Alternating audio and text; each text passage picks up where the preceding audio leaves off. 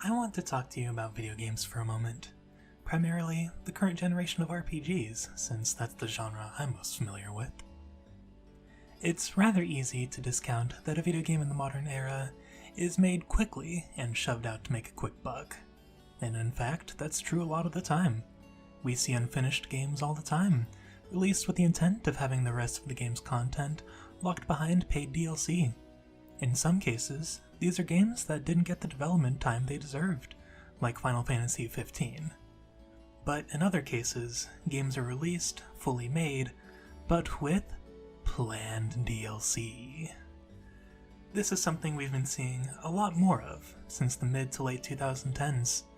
Atlus in particular is guilty of this, and their recent DLC practices have left a bit of a bad taste in the mouths of some of their fans.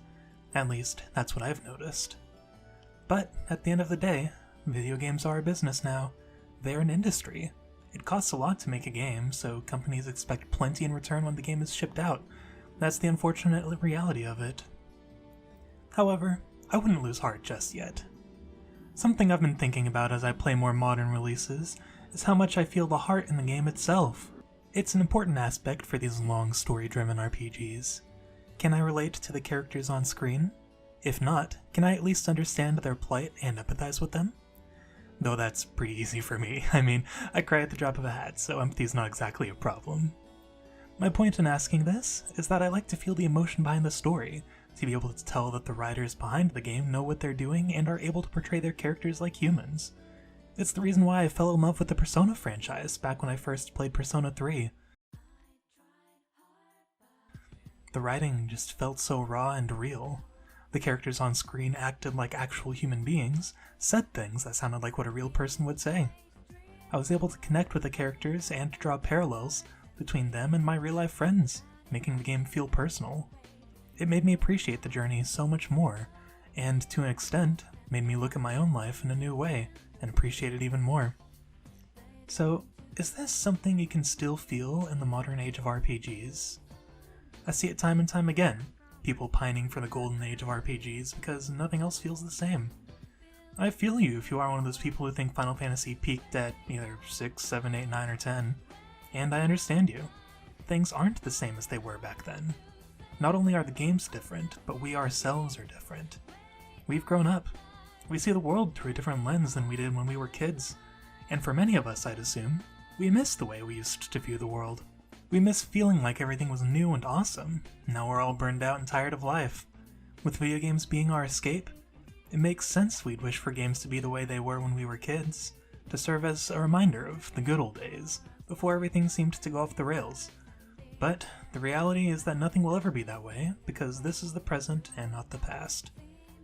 Since we've grown up ourselves, the video game industry has grown up as well.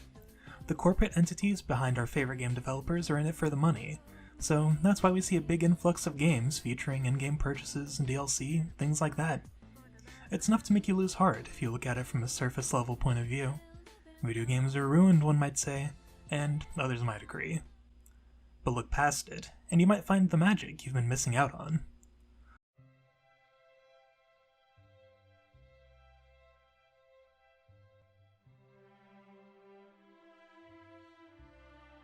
One of my favorite video games of all time is a rather recent release.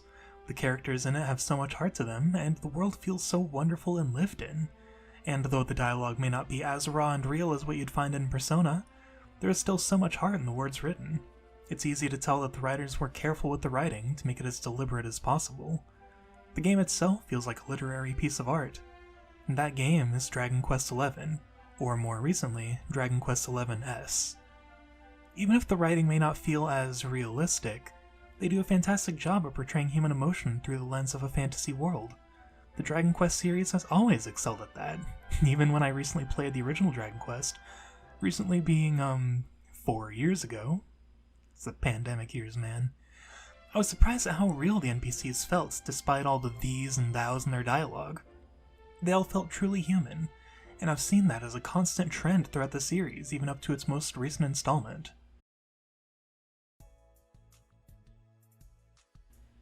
Another more recent game I'd like to talk about is sort of a controversial one, Soul Hackers 2. Say what you will about the quality of the game, the length, or the rather lackluster dungeon design, so to say, but I still appreciated it for what it is. It feels like a creative experiment, like the writers at Atlus wanted to try something new with the vibes of some of their older games. And that's okay. Not every game has to be a masterpiece or a 10 out of 10 work of art. It's still art.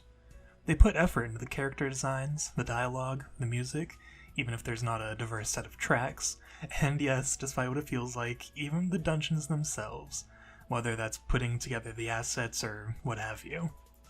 Soul Hackers 2 is an experiment. It feels like Atlus is trying out something a little different, and I appreciate it for that reason. Artists have the right to experiment with their primary medium, just as much as the consumer has the right to like or dislike whatever they want. 'Tis the law of equivalent exchange, or whatever you want to call it. All of this is to say that I can still see the magic and art within these modern RPGs. The corporate entities behind these developers might be all about the money, but there are still employees at these companies who are working to create art. They're working to make something that reflects the kind of stories they want to put out into the world, and they're telling the stories only they can tell. Every artist is unique in this way. We all have our own stories to share. Even if they seem cliché or saturated, there are still human beings behind these stories, doing their best to make their own voices be heard through their art. Video games are no exception. So yes, even with the hyper-capitalist state of the video game industry, it is my firm belief that there are incredibly creative artists behind these companies, working their hardest to create beautiful art for themselves and for us against all odds. And I appreciate them immensely for it. Video games are indeed still art, and if you are a developer, keep doing what you're doing. Simply creating these works of art is in itself a worthwhile action.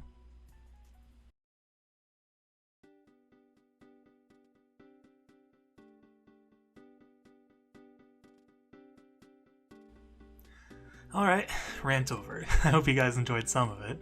You can probably tell I'm rather passionate about these things. If you share that passion, why not subscribe? I plan on making more videos like this in the future. Give this video a like if you enjoyed it, and let me know in the comments what topic I should cover next.